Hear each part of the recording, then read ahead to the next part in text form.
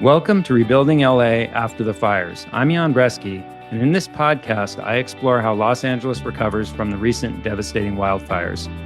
In each episode, I sit down with developers, community leaders, and other real estate professionals to uncover what it really takes to rebuild homes and neighborhoods. If you're looking to understand what's next for LA, you're in the right place. Let's get started.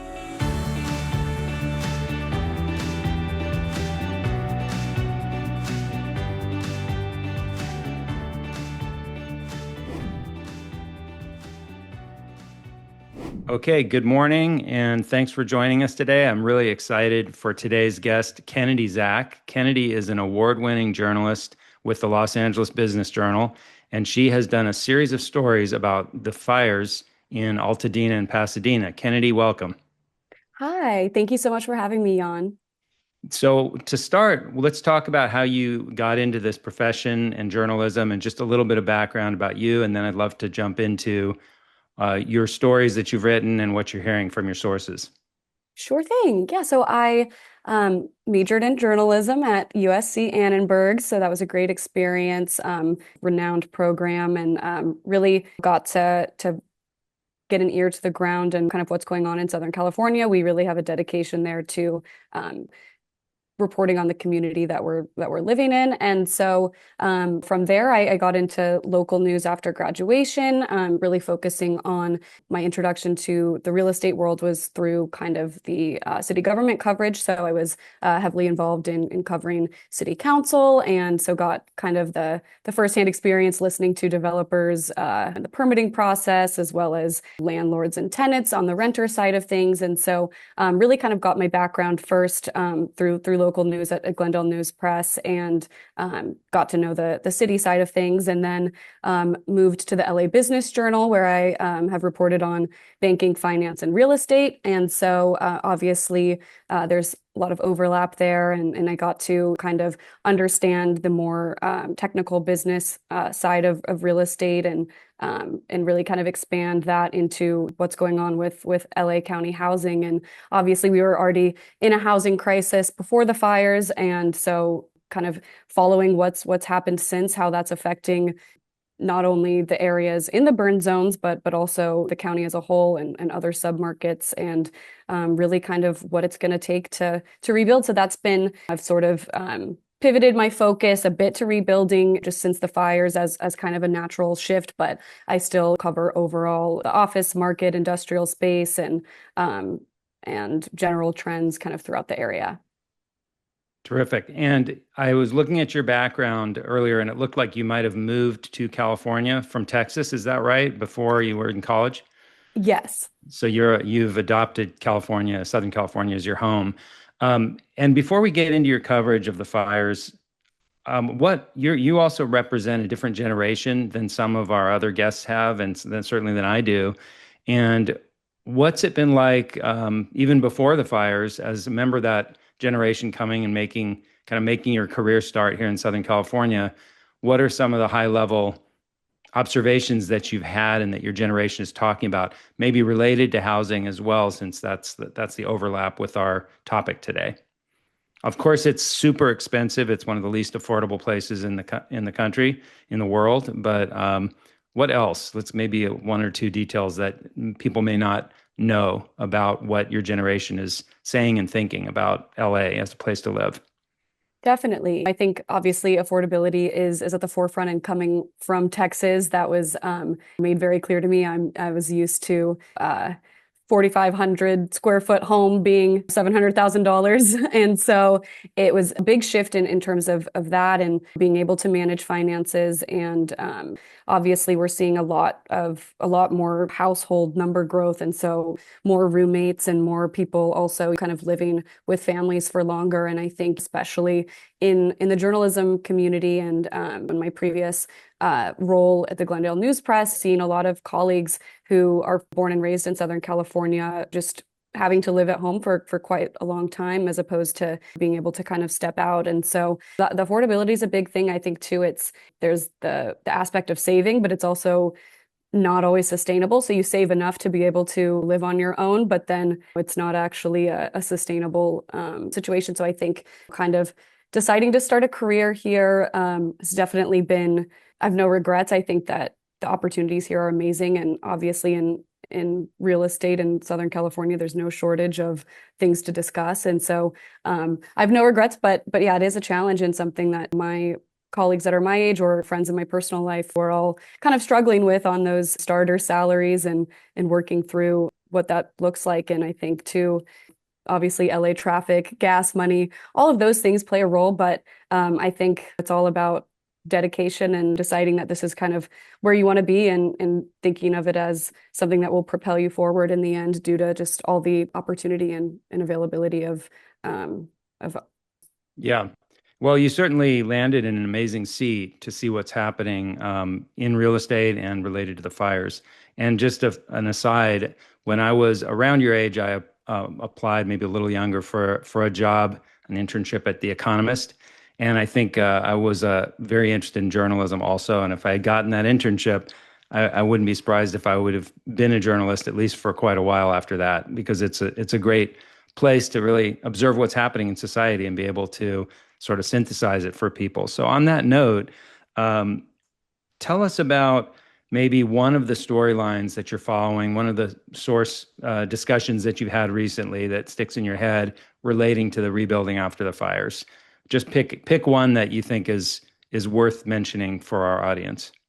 definitely. Yeah, I think, conversations surrounding insurance continue to be very important. And I know that kind of initially, as the fires happened, there was a lot of talk of that. And I think it's still an ongoing conversation, but there's maybe been a bit of a shift towards heavily onto rebuilding and permitting and what all that looks like. And that's obviously very important as well. But something I discussed recently with some folks at Bank of America. They partnered with ULI, Urban Land Institute, and to kind of come up with a way to measure the gap between what people received in insurance payments and what the rebuild will cost. And so they divided it up with Altadena and the Pacific Palisades. And so kind of looking at rebuilding an Altadena costing about $600 per square foot and looking at the Palisades costing about $1,000 per square foot, they found that there was a little bit over $1 billion shortfall in Altadena and a little bit over $4 billion in the Palisades. Wow. And so if we put that on an individual level per homeowner,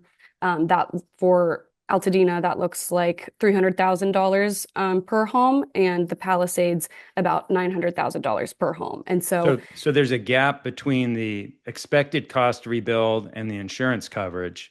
There's a gap of, on average, 900 per household in Palisades and 300 per household in Altadena. That's a huge gap.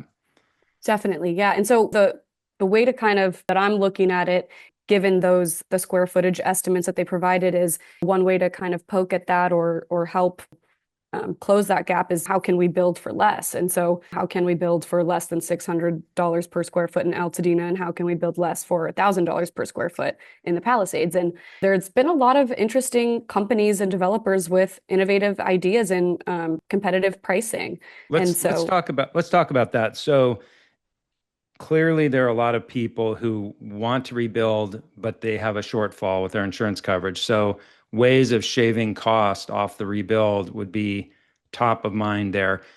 Of all the innovative approaches that you've covered or been hearing about, which one sticks out as maybe being the most viable for that? yeah, I would say one that's maybe a bit more applicable to developers at large would just be taking advantage of economies at scale. And so really trying to partner with groups of homeowners or entire neighborhoods or portions of neighborhoods, but essentially getting quite a few contracts. I know one developer I spoke with, PLC Communities. They're based in Newport, but had been working in Altadena prior to the fires on a project, and they had signed little over 24 homeowners altogether. And so with that, they were able to get more competitive pricing for their subcontractors, and their prices were between $307 per square foot and $415 per square foot, with an average of 347. And so that's quite lower than a lot of things that we've been seeing. And so I think just being able to have those economies of scale is huge. And then additionally, on the more innovative, groundbreaking side, I recently wrote a story about a company called Cosmic Buildings, and so they're utilizing. They built a robot that's able to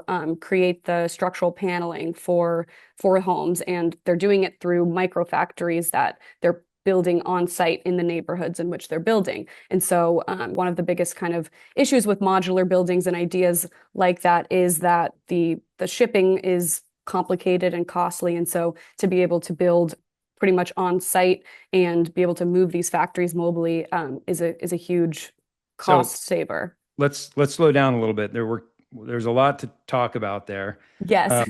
First of all, you mentioned the one home builder or contractor out of Orange County, and they're doing about 24 homes all in one neighborhood. And I remember reading that story of yours where there was one of the homeowners kind of organized the group, and and that's how that came to be. So there was sort of a hyper local leadership needed to bring those homeowners together, and they were able to benefit from a lower cost per square foot. Is that right? Is that how that came about?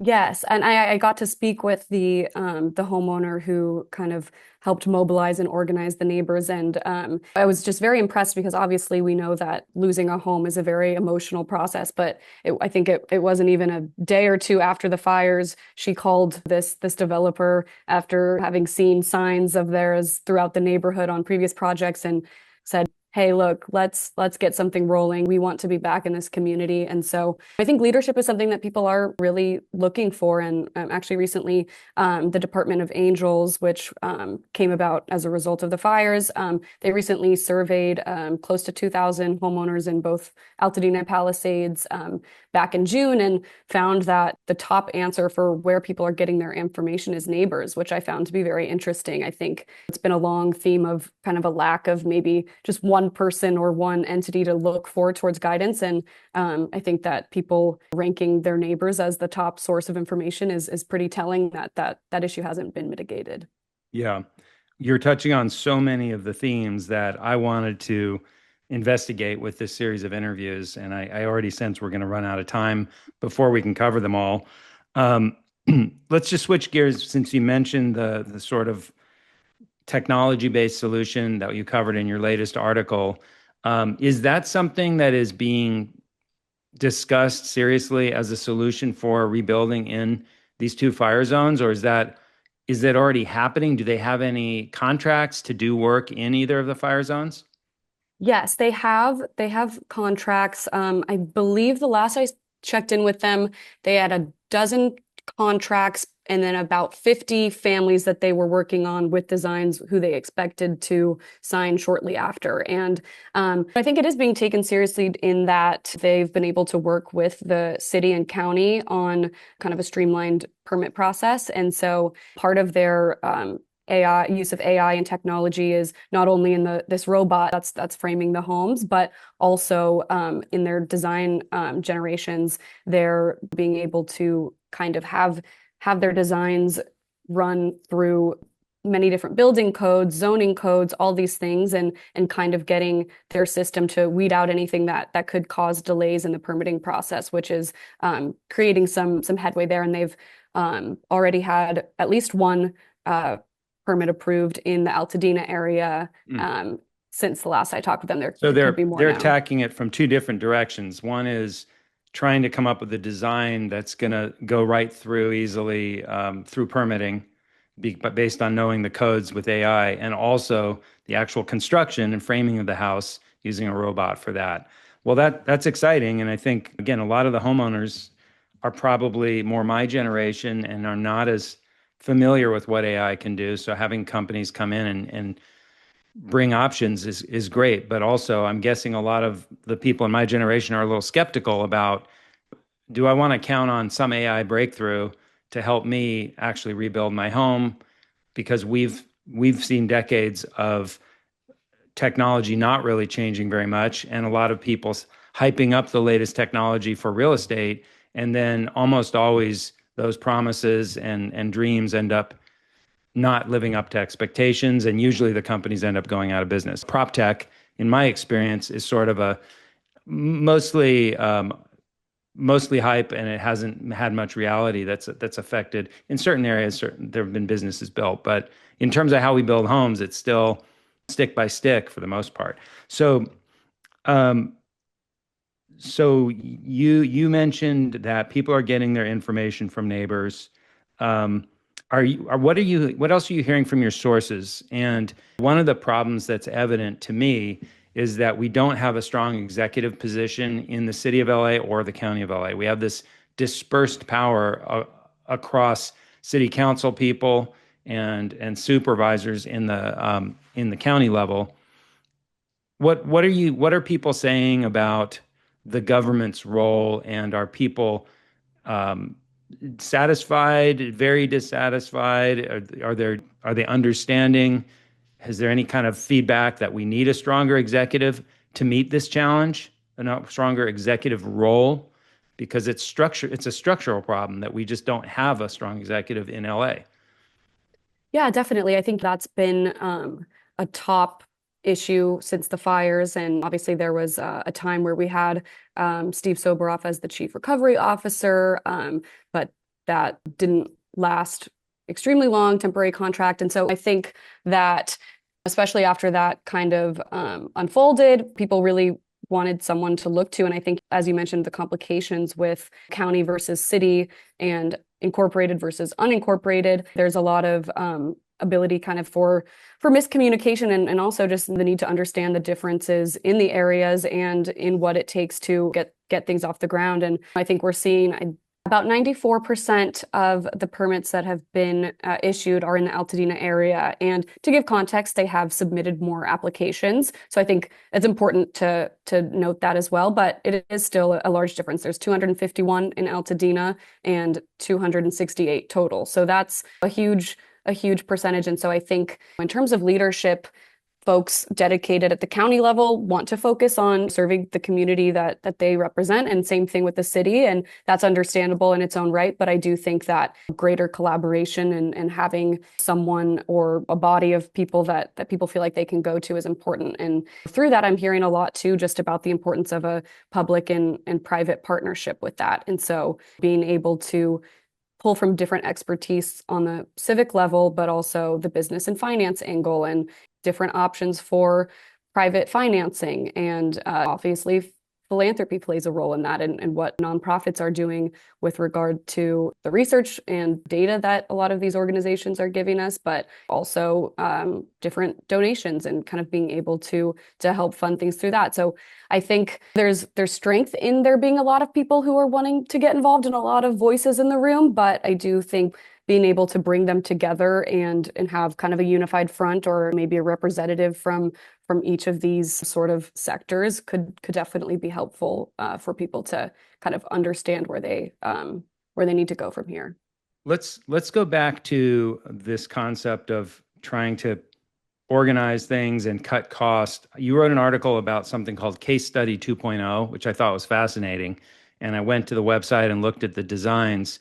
Can you just talk about some of the key things you covered in that article, and what is Case Study 2.0? Sure. Yeah. So that came about through an initiative from Crest Real Estate. And so they wanted to kind of strike the balance between customization and template builds, because obviously templates come with lower pricing and quicker approvals, but people don't necessarily want to live in copy paste neighborhoods. They want to have their vision kind of reflected. And so this is a combination of pro bono work, and potentially some of these architects will be seeing some money from this. But essentially, yeah, they gathered about 40 architects, and the majority are LA based, so the issue's close to home. And they came up with 60 home designs, and really of high-end architectural value. And the great thing is that these architects, they really kind of they made these designs free of cost, and they only get paid when people choose their designs. And even still, they're only charging about 25 to 35% of what they would normally charge. And so I think I'm really excited to sort of follow this and the way that they went about it in terms of permitting. So Crest Real Estate, they're expert in land use. And so that was already sort of a bonus in terms of getting plans together or giving feedback to architects to where things are permit ready, but waiting until designs are chosen before they actually go through the permitting system. But then once that happens, then people are able to kind of quickly pick up the designs. So I'm actually planning to do a follow-up story on that as it progresses and people start to choose designs to maybe kind of profile what are the most popular designs. And I think it's interesting too that they're focusing both on the Palisades and Altadena. I know that there are a number of firms who kind of want to put their attention to one or the other, which makes sense. But I think that it's also a great initiative to provide options for both communities. I thought it was a great example of somebody in our community doing what they can to do something useful and gathering these architects and putting it out there. And then hopefully people can choose one of these designs and save money versus having a custom home built. But there's something like 60 choices, so it's not going to seem like it's one of 5 designs. And that's one thing that just as a resident of Los Angeles, I want to see more of our community stepping up and doing what you can to help this process, because it's not going quickly and it's not going super smoothly so far. And we need all the help we can get because we want these communities back on their feet, and we want to show the world that we can rebuild and recover from this. And I also am going to put the word out to anybody in our audience. If you have a guest that you think would add value, who's doing something interesting, stepping up, put it in the comments today. And especially if you can help me get that guest on, because thank you so much, Kennedy, for being willing to talk about the work you've been doing. But we need to get more people on here to talk about the rebuilding so that we can demystify it for everybody. So let's talk for a minute about developers versus owner occupants rebuilding. This is a program for anybody who's interested in rebuilding, but we also want to be of use to the developer community. And sometimes it seems like that community gets a bad rap, that if they're coming and they're buying a lot and building a house that's going to be sold for a profit, or they're going to try to make a profit, that's somehow bad. And yet, without developers, clearly the rebuild would take much, much, much longer. Can you speak to that? Have you covered anything that relates to developers coming into these markets to buy lots and build homes, or build maybe small rental properties, or whatever they're doing? What have you heard from your sources? Yeah, so I think the majority of my coverage has been kind of focused on those development companies who are more so working alongside homeowners and kind of in the realm of encouraging people to hold on to their properties, just in terms of maintaining home ownership. Home ownership currently in LA County is at a 53-year low, and only about 45% of residents own the home that they're living in. So a lot of the people I've been speaking with, is their focus. But I do know, obviously, that there's a lot of lots being built and people who just want to kind of cut their losses and move on rather than go through this kind of uncertain process. And I do think that the uncertainty surrounding timelines and insurance, financing, all of these things are contributing to that. And I know from a couple episodes ago from this podcast, Teresa had some really great insights on what that kind of looks like in Altadena, in the expansion of home lot purchases from developers and sort of the different types of developers. So I found that very, very interesting, and actually was going to ask you for her information to chat with her about that, because that is an area that I have been wanting to cover more, but that I just haven't been as connected to those developers. I think that in the early stages of purchasing lots, they maybe aren't as eager to get into the press without maybe more solid plans and kind of a idea of where they're going with things, or just maybe they want to get permits, things like that. So hasn't been a large part of my coverage, but it's definitely been a big point of interest and something that that one of my editors and I are hoping to do a kind of investigative report on. So Hmm. definitely keep an eye out for coverage like that. But as of now, a lot of my focus has been on kind of maintaining that home ownership. Well, and you mentioned these gaps, the $300,000 and $900,000 gap on average between the insurance coverage versus the cost to rebuild. And the that naturally makes me think a lot of those people are going to sell. If the gap is too Hmm. big, it probably makes sense for them to sell, and then some other homeowner will end up owning it after the site is redeveloped. Um, but clearly, people aren't going to capitulate if they want to stay. They're not going to sell right away. They're going to see if they can find another way to fill that gap as they should. But There is on that mhm. note actually also in my conversation with Bank of America, they in kind of response to their findings of that gap, they are planning to roll out a rebuild line of credit. And so first, obviously, exhausting the insurance proceeds and putting that towards the rebuild, but then having a line of credit that's focused on the construction. What they're going to offer is whatever your interest rate was when you first purchased your home, they're going to allow you to keep that interest rate for this rebuild line of credit. And just to be clear, this is only for those who had their mortgage through Bank of America, but that is about 1,000 of the homeowners who had homes destroyed. So a decent amount of people, and they're looking at options for kind of what they can do for people who haven't been working with them in their mortgage. But that's one interesting thing. And I think that obviously interest rates is a big part of this for people's decision, in addition to insurance, is just where things stand right now versus whenever they purchase their home. It's a very different landscape and something that people are definitely struggling to Yeah. kind of get their heads around. Well, and I'd like to see more creative solutions as well, where someone can maybe have a builder build a house and then they have the option to buy it and move into it at the end, maybe at a little bit discounted price versus what other people would pay if they choose to buy that house. So giving people sort of getting homeowners out of the business of having to redevelop their own house, which is stressful, and there's concerns about cost overruns and concerns about all kinds of questions. And let's face it, as homeowners, most of us are not equipped to build a house and even to oversee that project and make the thousands of choices. So it'd be great to see more sort of hybrid solutions where a professional can come in, build a house, and maybe the homeowner has the right to come back into that and buy it from the builder at the end and get a special price if they do, something like that.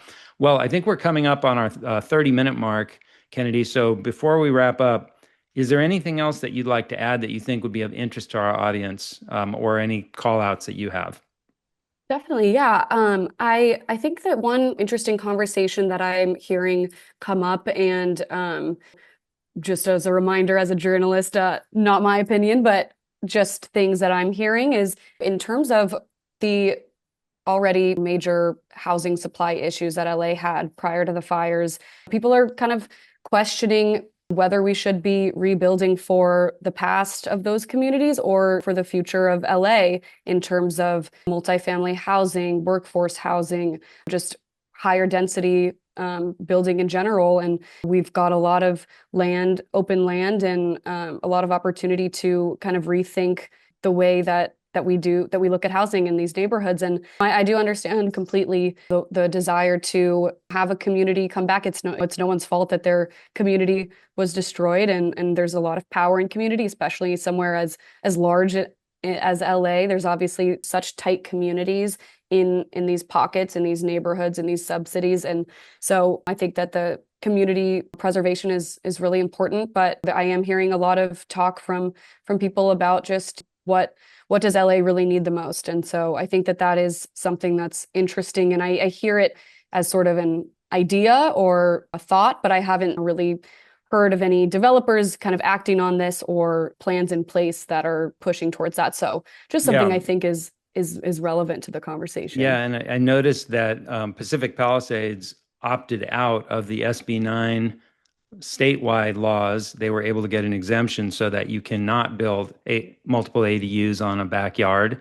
there. It'll be very interesting to see whether Altadena tries to opt out or chooses to opt out of that as well, because that could be a solution to rebuild some of the lots, or maybe some sections of the city of the fire zone will opt in and some sections would opt out, so we could at least get additional units and lower, more attainable cost units in some of those areas. But I understand it's a very political issue, and everything we're talking about is sort of a lightning rod issue because this has been such a tragedy, and yet we've got to roll up our sleeves and figure it out. So with that, Kennedy, I want to thank you for the work you're doing as a journalist, and keeping us all informed, and the excellent articles you've written. And thanks for being a guest today as well. Thank you so much. It's been great chatting with you, and I really appreciate the opportunity, and I'm excited to continue to follow your podcast and see who else you're able to reel in. So looking forward to it. Thank you so much. Well, I'll be reading your articles for ideas, so thank you. Great. Thank you so much. Thanks for listening to Rebuilding LA After the Fires. If you found this episode helpful, please share it with a friend or neighbor who might benefit. Be sure to check the show notes for links and resources I mentioned today. And join me next time for more important insights into LA's rebuilding efforts.